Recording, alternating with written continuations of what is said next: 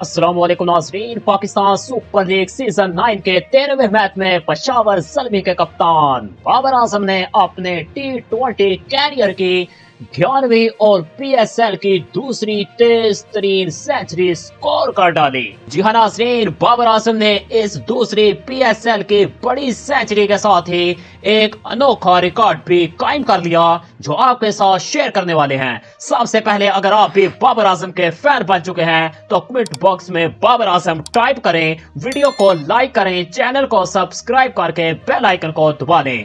नाज़रीन, यहाँ पर आपको बताते चले बाबर आजम ने आज शानदार और उम्दा बल्लेबाजी का मुजाहिरा किया।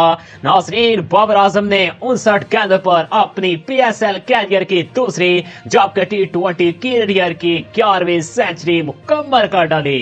नाज़रीन, बाबर आजम 111 रन बनाकर नाकाबिले शिकस्त रहे।